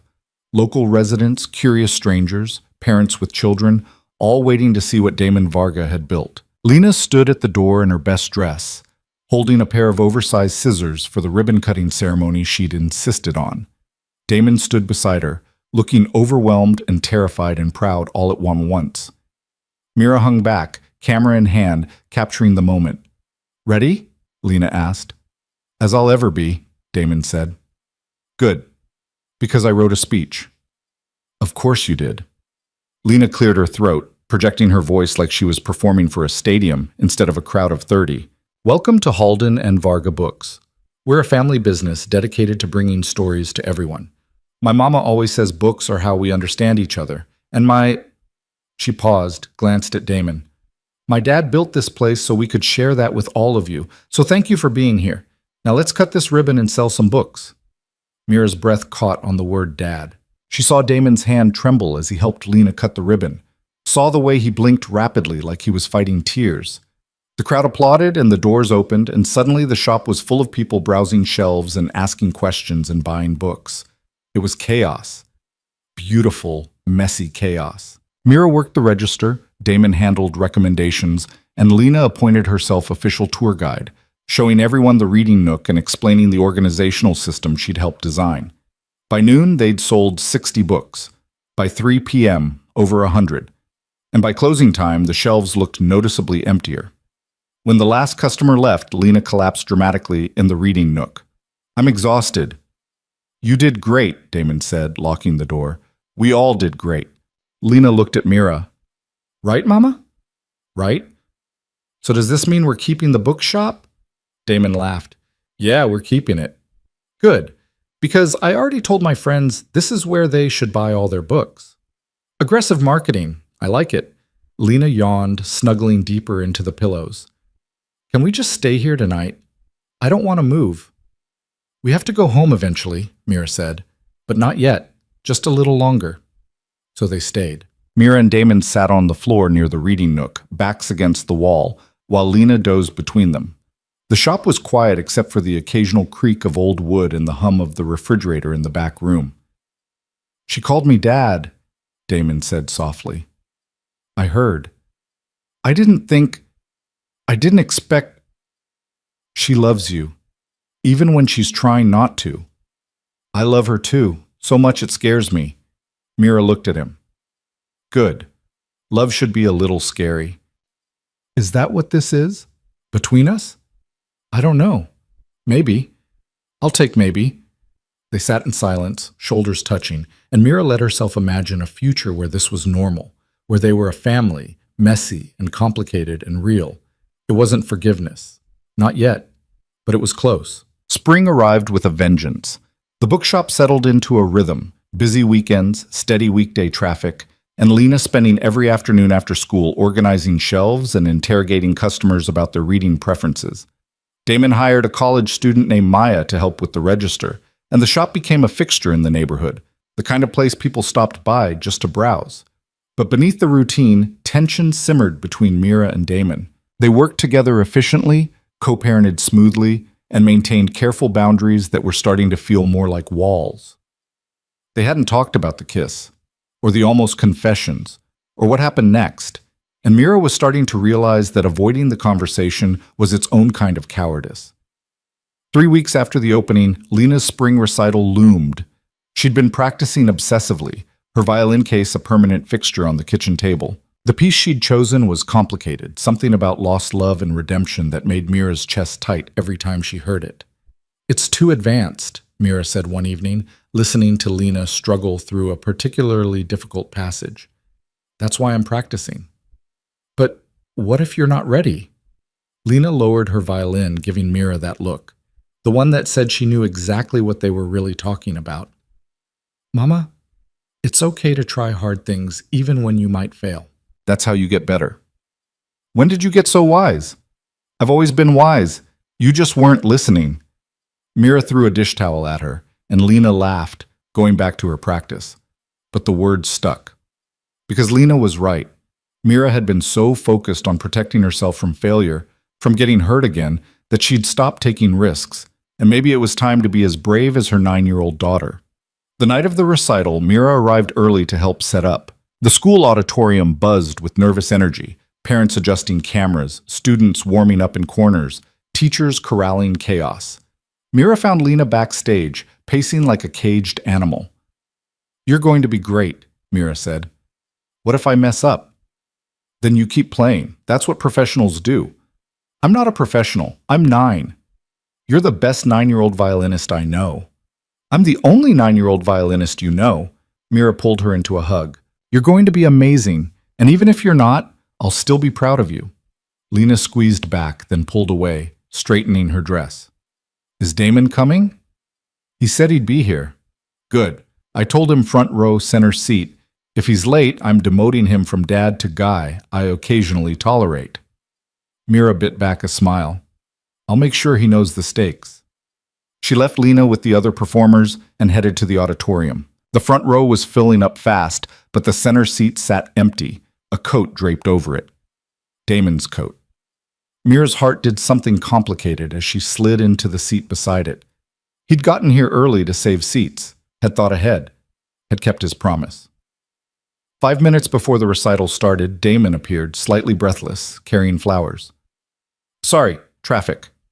He collapsed into the seat beside her, setting the bouquet on his lap. Did I miss anything? Just the pre-show panic. How bad? She threatened to demote you if you were late. To what? Guys she occasionally tolerates. Damon winced. That's harsh. That's Lena. The lights dimmed, and the first performer took the stage. Mira tried to focus on the music, but she was hyper-aware of Damon beside her. The way he shifted in his seat, the way his knee almost touched hers, the way he gripped the flowers like a lifeline.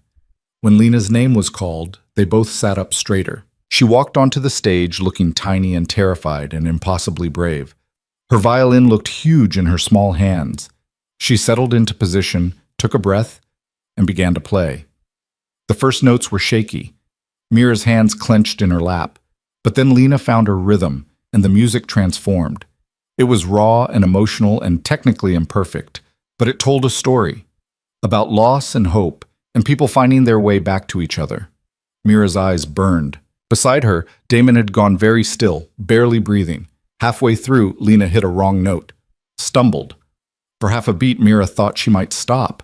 But Lena kept going, adjusted, found her way back to the melody. She finished strong, the last note hanging in the air like a question. The auditorium erupted in applause. Lena bowed, saw them in the front row, and grinned so wide it looked painful. Damon was on his feet before Mira could move, clapping so hard his hands had to hurt. And when Lena came off stage 20 minutes later, he handed her the flowers and said, "You were perfect. I messed up in the middle. You recovered. That's better than perfect." Lena threw her arms around him, and Mira watched them, something settling in her chest that felt suspiciously like peace.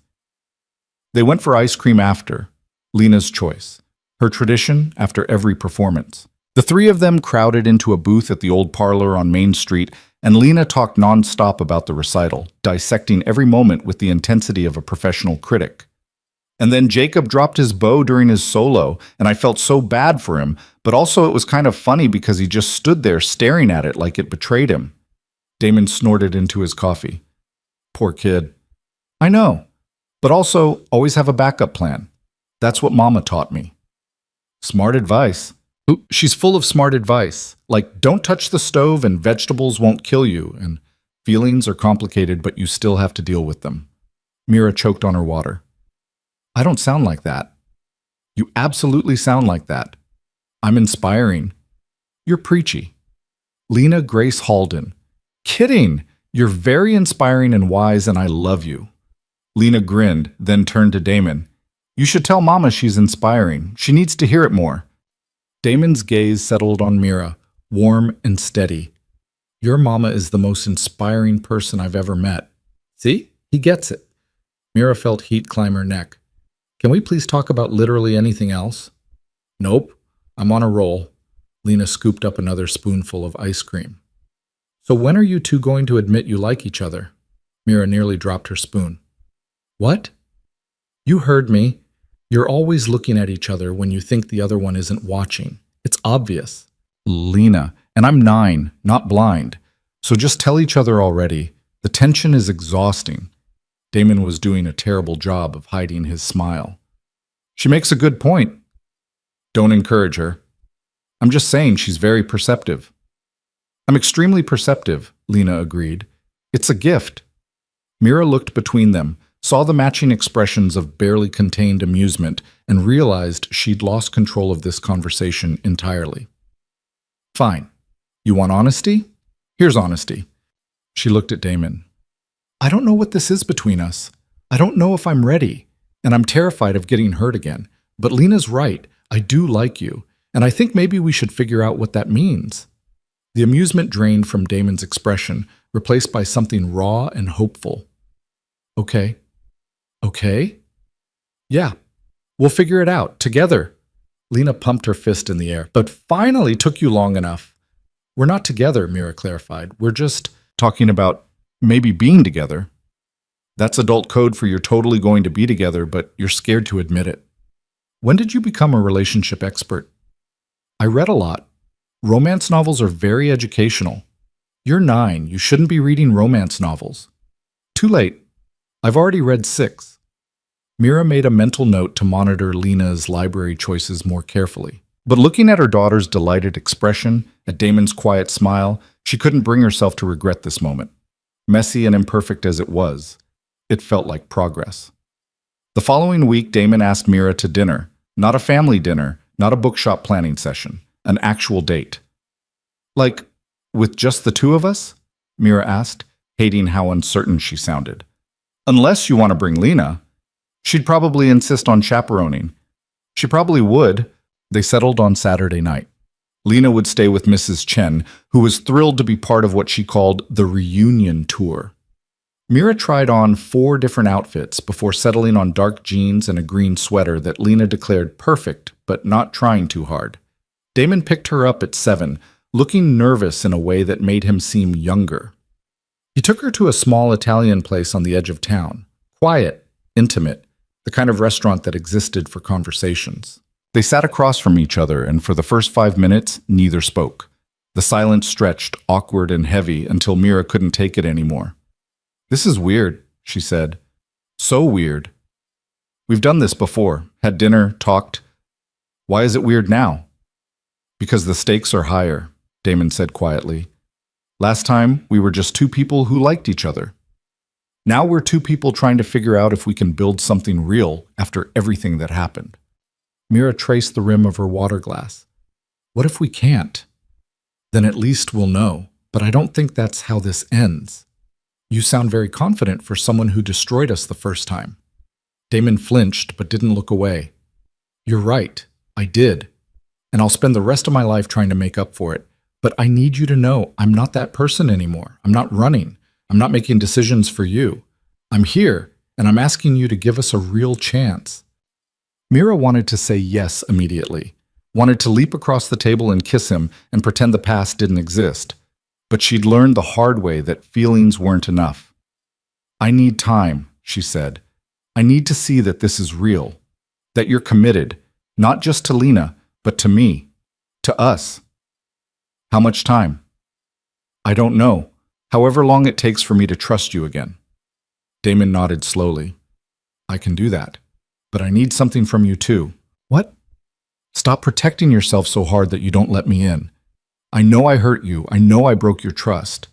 But if we're going to do this, you have to be willing to risk getting hurt again, because I can't prove myself if you won't let me try. The words hit like a punch, because he was right. Mira had been so focused on building walls that she'd forgotten how to open doors. Okay, she said finally, I'll try. But if you hurt me again, I won't. You can't promise that. People hurt each other, even when they don't mean to. Then I promise to be honest, to communicate, to fight for us instead of running away. It wasn't a perfect promise, but it was real, and maybe that was enough. They spent the rest of dinner talking, not about the past, but about the present, about the bookshop's success, about Lena's increasing collection of rescue plans for hypothetical scenarios, about Mira's dream of starting a music program for underprivileged kids. I could help with that, Damon said. The program. We could use the bookshop as a base, offer lessons, instruments, space. That would be expensive. I have money from the old life. Clean money now, invested properly. Let me use it for something good. Mira studied him. You're serious? Completely. I want to build something that matters, with you. The weight of those words settled between them, heavy with possibility. When Damon drove her home, he walked her to the door but didn't try to kiss her, just stood there, hands in his pockets, looking at her like she was something precious. Thank you, he said, for giving me a chance. Thank you for not giving up. He smiled, small and genuine. Good night, Mira. Good night. She watched him drive away, then went inside to find Lena and Mrs. Chen playing cards at the kitchen table. How was it? Lena asked immediately. Good. Weird, but good. Did he kiss you? Lena? What? It's a reasonable question. Mrs. Chen chuckled. She's got you there. No, he didn't kiss me. We just talked. Boring. Talking is important. Talking is what people do when they're too scared to kiss. Mira pointed at her daughter. Bedtime. Now. Before you get any more ideas. Lena went, but not before giving Mira a knowing look that said this conversation wasn't over. The next 2 months unfolded carefully. Damon showed up consistently. For Lena's school events, for bookshop emergencies, for family dinners that became a weekly tradition. He listened when Mira talked about her fears, respected her boundaries, and slowly, carefully, proved that he wasn't going anywhere. They went on more dates. Sometimes just the two of them, sometimes all three. They argued occasionally about parenting decisions, about bookshop inventory, about whether pineapple belonged on pizza. But they argued honestly, without running, and learned to apologize when they were wrong. Lena watched it all with the satisfaction of someone who'd orchestrated the whole thing. She declared herself chief relationship officer and instituted mandatory family meetings where they discussed feelings and made plans and ate too much pizza. It was messy and imperfect, and sometimes exhausting. It was also the happiest Mira had been in a decade. In early June, Damon proposed a community event at the bookshop, a recital series featuring local musicians. Mira immediately thought of her students, of the kids who loved music but never got to perform. "We could make it a regular thing," she said, excitement building. "Monthly performances. Open to everyone. No pressure. Just joy." "I love it. Let's do it." They planned the first recital for late June. Lena helped design flyers, and Maya coordinated volunteers. The response was overwhelming. 20 performers signed up in the first week. The night of the event, the bookshop overflowed. People sat on the floor, leaned against shelves, crowded into every available space. And one by one, musicians took the small stage they'd set up near the reading nook. A teenager played guitar. An elderly man recited poetry. A group of middle schoolers performed a string quartet. And then, at the end, Mira stepped up with her violin.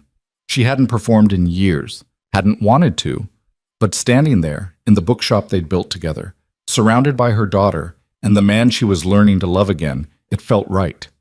She played the piece she'd been working on for months, something she'd written herself, born from grief and hope and second chances. It wasn't perfect. Her fingers stumbled in places, and the emotion made her vibrato shake. But she played through it, let the music say everything she couldn't put into words. The piece told a story about a woman who'd been broken and put herself back together, about a man who'd run from love and spent years finding his way home, about a child who became the bridge between two fractured hearts. The melody wove through pain and anger, lingered on loneliness, then slowly, tentatively, found its way to something that sounded like forgiveness. When she finished, the room was silent for 3 full seconds.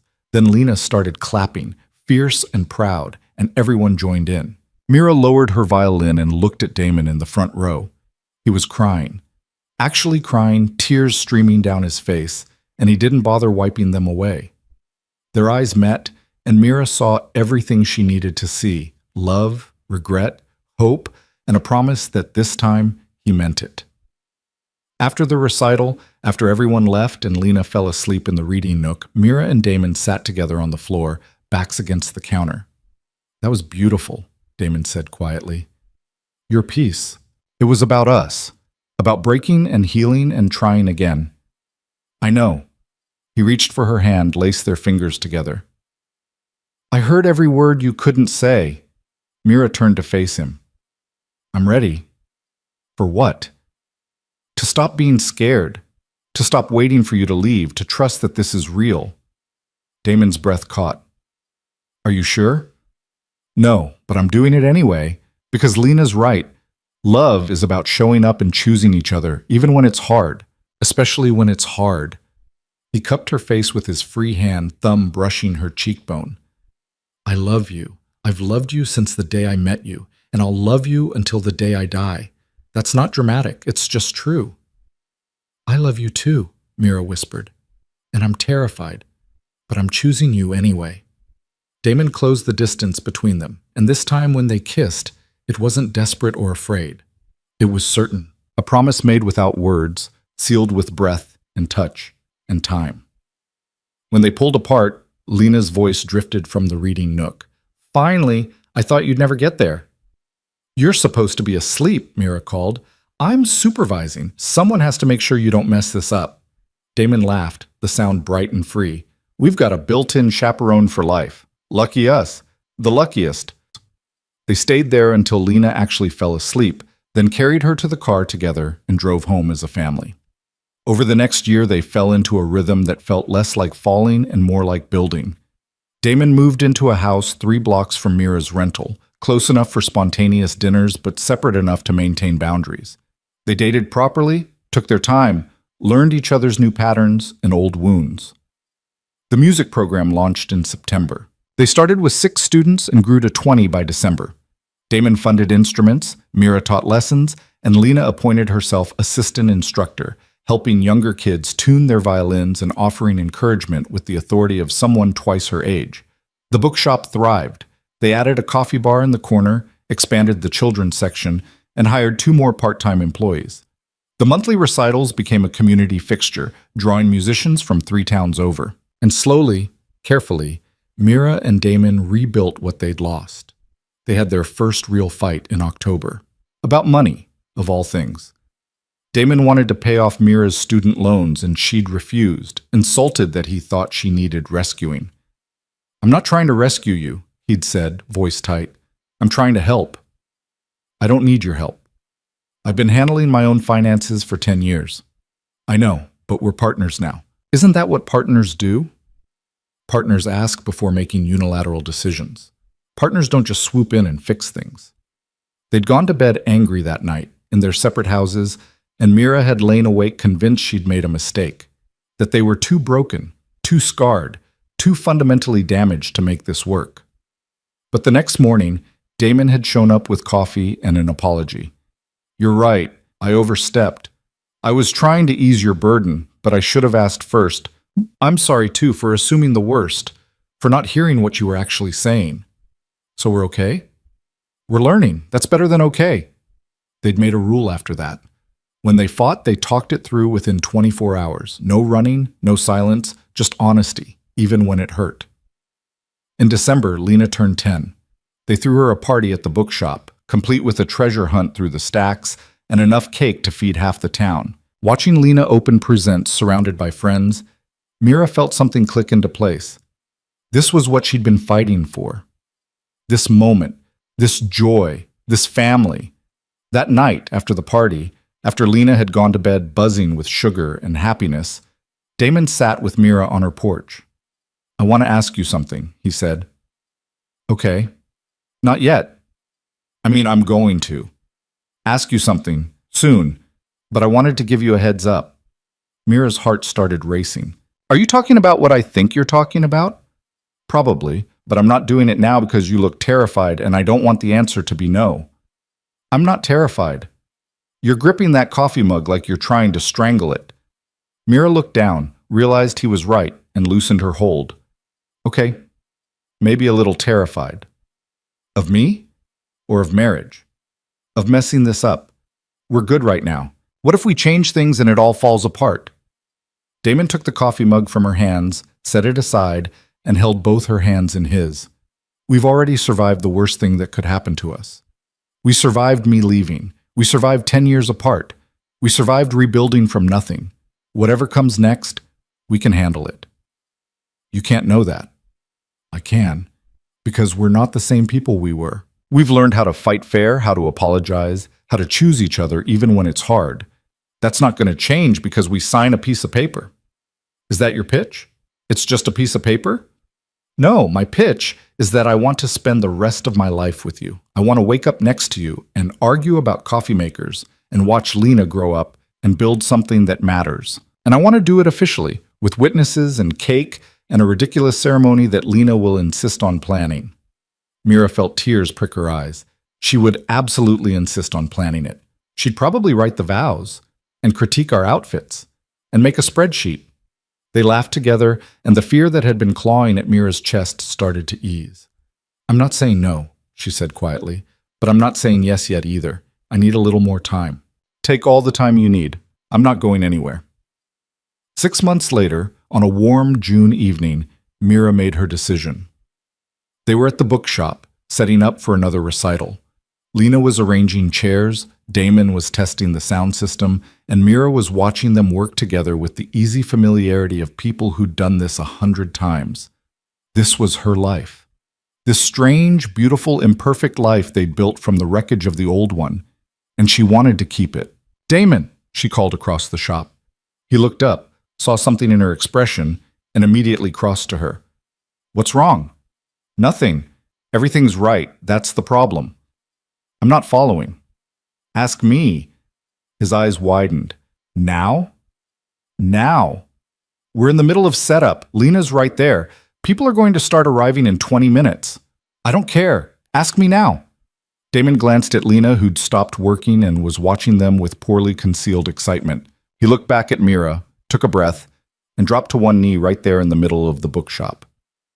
Mira Halden, you're stubborn and terrifying, and you make me want to be better every single day. You gave me a second chance I didn't deserve, and you trusted me with the most precious thing in your life. Will you marry me? He pulled out a ring, simple, elegant, exactly right, and held it up like an offering. Mira looked at him, at this man who'd broken her and come back and spent 2 years proving he could be trusted. At Lena, who was vibrating with anticipation. At the bookshop they'd built, the life they'd created. the future they were still writing. "Yes," she said. "Yes, I'll marry you." The shop erupted in cheers. Mira hadn't realized Maya and the other employees had been watching from behind the shelves, but suddenly everyone was clapping and Lena was shrieking and Damon was sliding the ring onto her finger with hands that shook slightly. He stood, pulled her into a kiss that was probably inappropriate given the audience, and Mira didn't care. She kissed him back, poured 10 years of grief and hope and love into it, and when they finally broke apart, she was crying. "Happy tears?" Damon asked. "The happiest." Lena crashed into both of them, wrapping her arms around their waist. "Finally, I've been waiting forever for you two to figure this out." "You're 10, Mira said, laughing through tears. "You haven't been waiting forever." "It felt like forever, but now you're getting married and we're going to be a real family, and I can stop worrying about you messing it up." "We might still mess it up," Damon said. "That's part of being human." "Yeah, but you'll mess it up together. That's what matters." They stood there in a 3-person hug in the middle of the bookshop while the staff pretended to work and failed spectacularly at hiding their smiles. And Mira felt something she hadn't felt in over a decade. Complete. They got married 4 months later in October, in the same stone music hall where Damon had walked back into Mira's life. Lena insisted on officiating. She'd gotten certified online specifically for this purpose. And her ceremony about love and second chances and choosing each other made half the guests cry.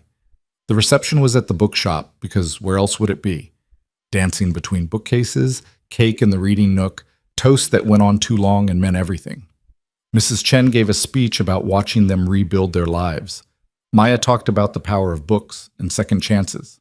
And Lena, 11 now and impossibly wise, stood up and said simply, "My parents taught me that love isn't about being perfect. It's about showing up, even when it's hard, especially when it's hard. And they show up for each other every single day." At the end of the night, when the last guest left, the 3 of them sat on the floor in the same spot where Mira and Damon had first kissed as a couple 2 years earlier. "So," Lena said, leaning against Mira, "what now?" "Now we keep going," Mira said. "We wake up tomorrow and choose each other again, and the day after that, and the day after that." "That's it? That's the big plan?" "That's it." Lena considered this, then nodded. "I like it. Simple. Honest. No drama." "We'll still have drama," Damon said. "That's life." "Yeah, but we'll have it together. As a family." "As a family," Mira echoed. 2 years later, on Christmas Eve, they returned to the Stone Music Hall, the same building where Mira had once sat alone, trying to quiet her nerves, where Damon had walked back in and upended her entire world. But tonight, they arrived together. Mira, Damon, and Lina, who was now almost 13 and taller than Mira by half an inch. The hall was hosting its annual winter concert, and Lina was performing a solo, the same piece Mira had written years ago about breaking and healing. Lina had arranged it for violin and piano, and Damon had been secretly taking lessons for 6 months so he could accompany her. They weren't perfect. Damon missed 2 notes, and Lina's vibrato wavered in the emotional sections. But they played together, and that was what mattered. After the concert, they walked through the town square, past the lights and decorations, past the bookshop that was now closed for the holiday. The music program had expanded to 5 locations across 3 towns, serving over 100 students. The bookshop had opened a second location, and Mira had just been offered a position developing curriculum for the district's entire music program. Life was full and chaotic and beautiful. "Can I tell you something?" Lena asked, stopping in the middle of the square. "Always," Mira said. "I used to be angry when I was younger, about not having a dad, about you being sad all the time, about feeling like we were incomplete." Mira's chest tightened. "Lena, let me finish. I was angry, and I didn't know how to say it. But then Damon came back, and I watched you both try so hard to figure it out. And I realized something. We were never incomplete. We were just waiting." "Waiting for what?" Damon asked quietly. "For everyone to be ready, you had to learn how to stay.